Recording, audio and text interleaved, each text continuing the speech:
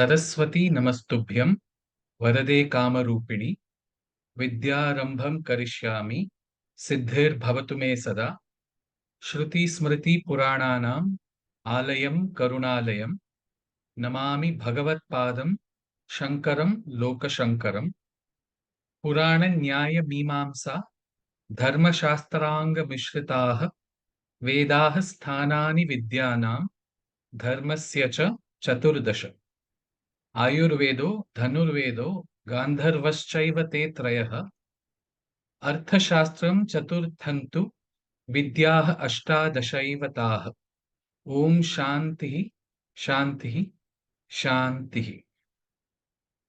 श्री राम श्री राम श्री रामचंद्र कृपालु भज मन हरण भव भय दारुणम् नवकंज लोचन कंज मुख कर कंज पद कंजारुणम्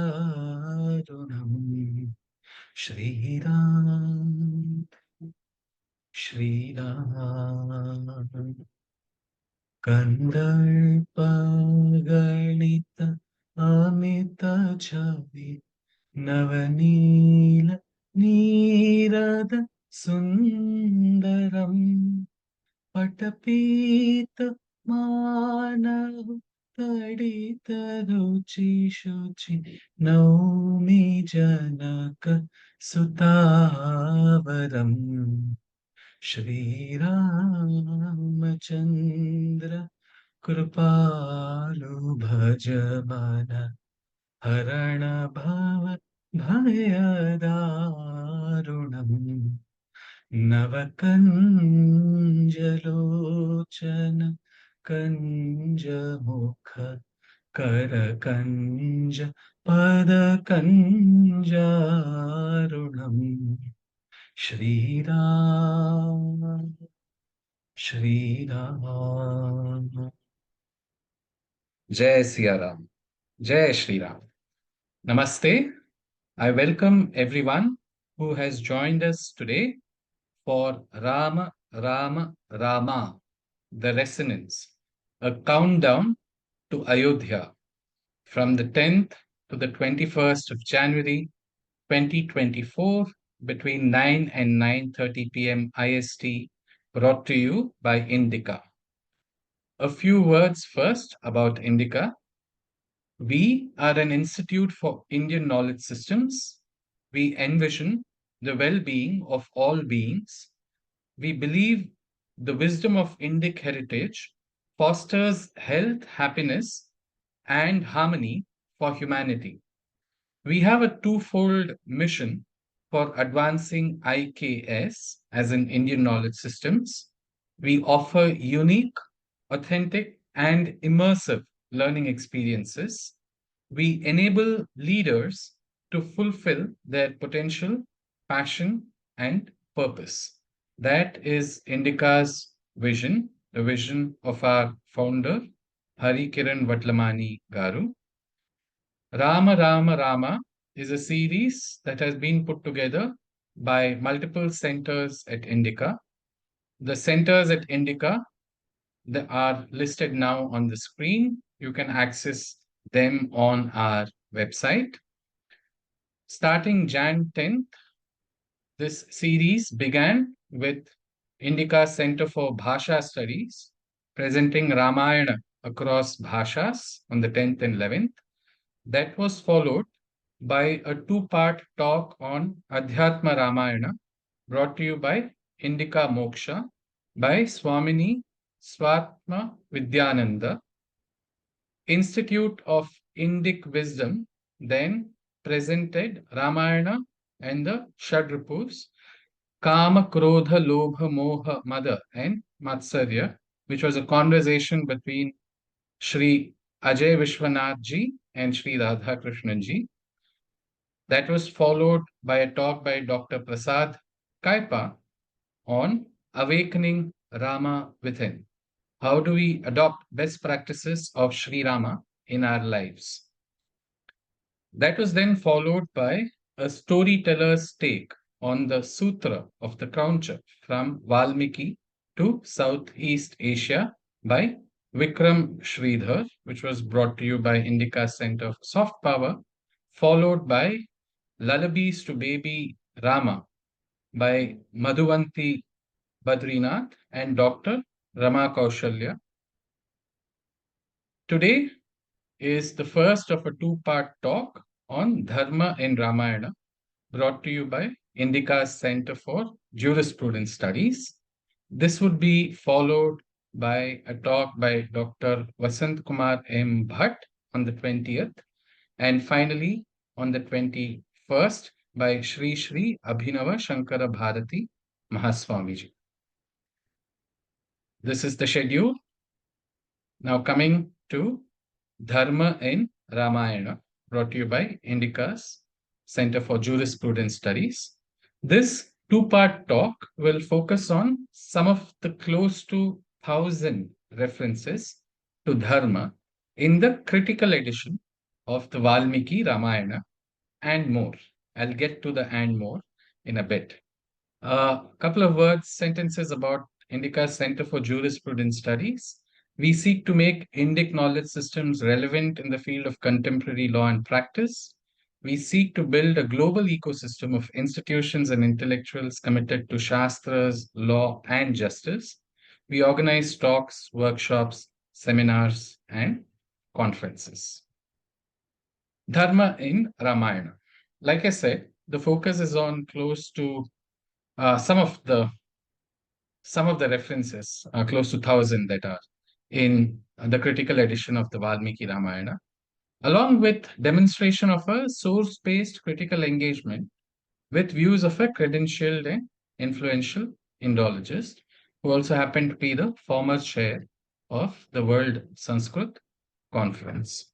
Now, I just mentioned critical edition.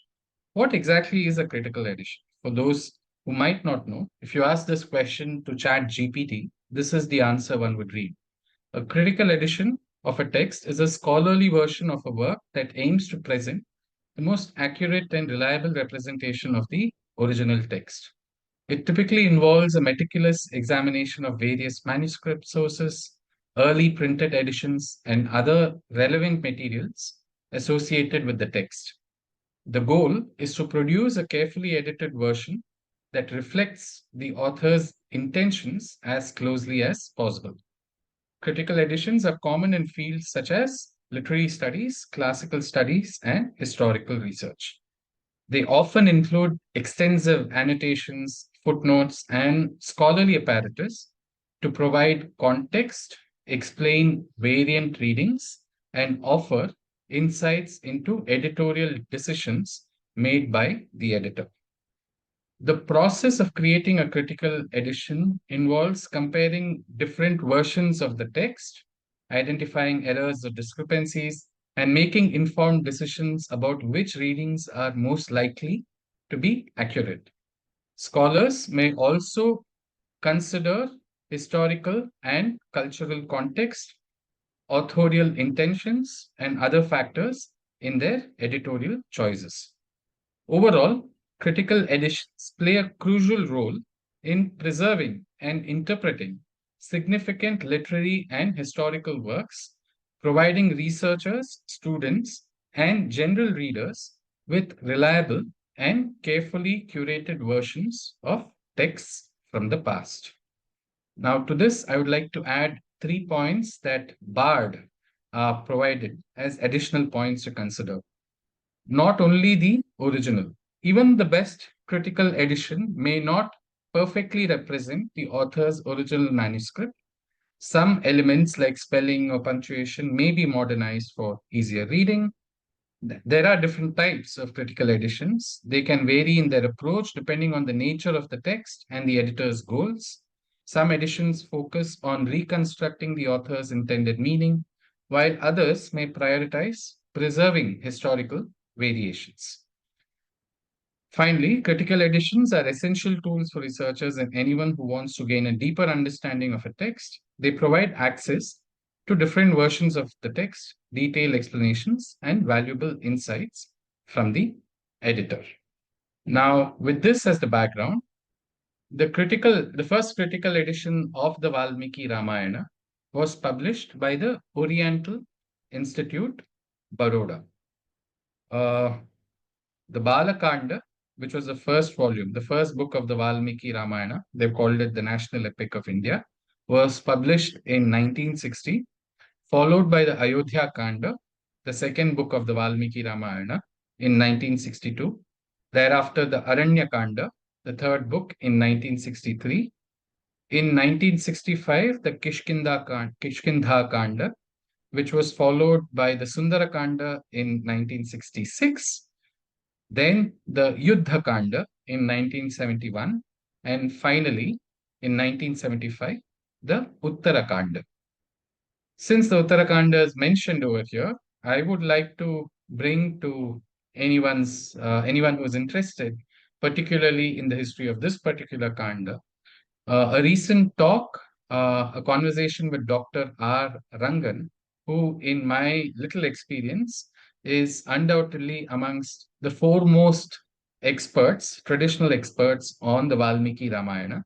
And this was a conversation hosted by 21 Notes YouTube channel on whether or not Uttarakanda of the Valmiki Ramayana was a later edition. The short answer, according to Dr. Rangan, is that it was a later edition. I would highly recommend anybody who is interested in this facet of the text to actually check the video out. I've included the link over here. 21 Notes has also put together the entire Valmiki Ramayana in a new sort of a form in English as different playlists, which I have included below that you can see. IndicA, through its Advaita Academy, has put out an entire series on the Valmiki Ramayana by Sri Karanam Aravinda Raoji, which has 265 videos, and I've included the image below to the same, which again can be accessed on YouTube. Now, in the critical edition of the Valmiki Ramayana, and as you might remember from what I mentioned about what a critical edition is, one of the points that was mentioned is multiple manuscripts are consulted, and it helps preserve multiple manuscripts in the text across those multiple manuscripts. So if we look at the Balakanda, for instance, the Baroda Institute critical edition actually looked at 37 manuscripts, 21 from northern and 16 from southern. 29 manuscripts for Ayodhya Kanda, broken again as 15 and 14 across northern and southern. Again, 29 for Aranya Kanda, 14 and 15 this time between northern and southern. Sundara Kanda, there were a total of 32 manuscripts consulted, 18 for northern and 14 for southern. Thereafter, Kishkindha Kanda, 29, broken down as 16 and 13 between northern and southern. Yuddha Kanda, 34, broken down as 18 and 16 between northern and southern. And finally, for Uttarakanda, a total of 41 manuscripts, 20 northern and 21 southern. So this is just by the way of background as to what a critical edition is, what the critical edition published by Baroda Oriental Institute of the Valmiki Ramayana constitutes, as in how many volumes and how many manuscripts have been consulted for each of these volumes. Now, before we get into Dharma in Ramayana proper, in addition to the benefits or uses of critical edition as enunciated both by ChatGPT and Bard, I would like to also table one more use of it. I personally think that it is a great asset or a great resource to go to, especially when one is critiquing perspectives of the text itself from people who might not be grounded in the culture of the text or in the tradition of the text itself, who might be looking at it from other lenses, which are not necessarily emic. So let me instantiate that with an example. Now, if you hear a video by McComas Taylor, It's called Learning from Legends. McComas Taylor discusses the Indian epics. Now, for those who may not know, he was the chair of the World Sanskrit Conference in 2021. And I'll read an excerpt from his video, and he can be heard saying, and I quote, Ram wins Sita back, but then again, fearing that her purity has been compromised, fearing that she had slept with the demon who had captured her, he expels her from the palace. Okay. Now, in the critical edition of the text, there is no actual attestation that I could find which actually speaks to this interpretation that Dr. Taylor seems to be advancing. In fact, I actually found the following, which in my view reads quite, contrary to the view that he has expressed. We have the following statement, for instance, Antaratma chame vetti sitam shuddham yashaswini. Now, the translation of that by Gita Press in Hindi is मेरी अंतरात्मा भी यशस्विनी सीता को शुद्ध समझती है. So, quite in contrary to this notion that he felt that her purity has been compromised, you actually have Antaratma chame veti sitam shuddham yashasvini.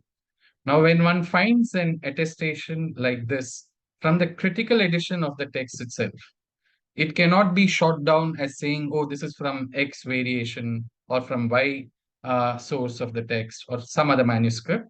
This is quite an authoritative source to kind of cite from, especially to refute such views. Meaning, if one can find attestation in a critical edition itself to refute it, I'm not saying that should always be the case, but if one can do that, then one can consider themselves to be, in my view, on very strong grounds.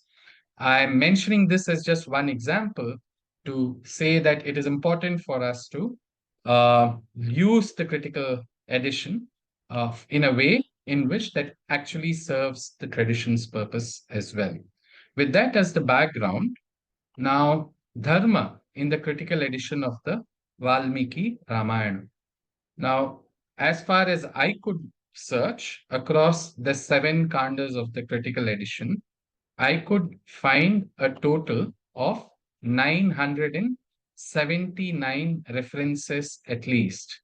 By references over here, I mean 979 padas, half lines, right, of a verse.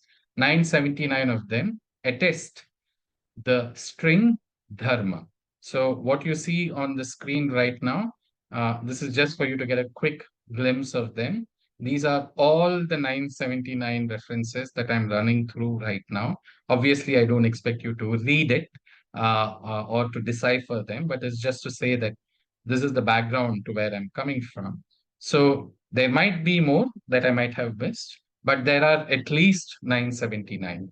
The breakup of that 979 across the 7 kandas are Balakanda 137, Ayodhya Kanda 260, Aranya Kanda 114, Sundara Kanda 112, Kishkindha Kanda 58, Yuddha Kanda or Lanka Kanda 128, and Uttara Kanda 170. Now, I have an eye on the clock, and obviously, this series is not the right place to go through each one of these 979 lines, at least in the critical edition of the Ramayana. For the purposes of this talk and this talk, let me end today's part of the video with 2 references, and these happen to be from the first kanda itself, and right at the very beginning, where there is a question about, and actually let me just read out the verse itself, and one will be able to see the beauty of the question and the answer and the patra of that answer. Konvasmin sampratam loke gunavan kascha viryavan dharmagnyascha kritagnyascha satyavakyo tridha vrataha. Asmin loke, in this world, sampratam, Now, Gunavan, endowed with excellent qualities, Kah nu, who indeed, Viryavanshcha, with prowess, Dharmajnascha, knower of righteousness, Dharmajnascha, knower of righteousness, Kritagnyahascha, grateful, who remembers even little help done by others, Satya Vakyaha, truthful in his statements, Dridha Vritaha, firm in his vows. So, if one were to read this as a translated verse, one of the translations is the following: who in this world lives today endowed with excellent qualities, prowess, righteousness, gratitude, truthfulness, and firmness in his vows? Obviously, the answer to this question refers to Sri Rama, Dharmajnaha, knower of duties, of protecting those who take refuge in him, life, Satyasandha, firm in his vows, Prajanam, for his subjects, Hite, doing good, Rataha, intent on, Yashasvi, renowned, Jnana Sampannaha, omniscient, Shuchihi, pure and devout, Vashayaha, obedient to elders, or accessible to those who are dependent on him, Samadhimana, meditating on the means of protecting those who take refuge in him. Pious, firm in his views, he is ever intent on doing good to his subjects. He is illustrious, wise, and pure at heart. He is obedient to elders or accessible to those who are dependent on him, and ever meditating on the means of protecting those who take refuge in him. So, what we saw right now are the very first two references to Dharma in the Valmiki Ramayana's critical edition. The numbers happen to be 112 and 1112. I will come back tomorrow with the second part of this talk, where we will explore few more references to Dharma in Ramayana. Now, I would like to close this session with a chant and a recitation. Shri Rama Rama Rameti Rame Rame Manorame Sahasranama Tattulyam Rama Nama Varanane Shri Rama Jai Rama Jai Jai Rama Shri Rama Jai Rama Jai Jai Rama Shri Rama Jai Rama Jai Jai Rama Shri Rama Jai Rama Jai Jai Rama Shri Rama Jai Rama Jai Jai Rama Shri Rama Jai Rama Jai Jai Rama Shri Rama Jai Rama Jai Jai Rama Shri Rama Jai Rama Jai Jai Rama Shri Rama Jai Rama Jai Jai Rama Shri Rama Jai Rama Jai Jai Rama Shri Rama Jai Rama Jai Jai Rama Shri Rama Jai Rama Jai Jai Rama. Jai Shri Ram, Jai Siya Ram. Namaste.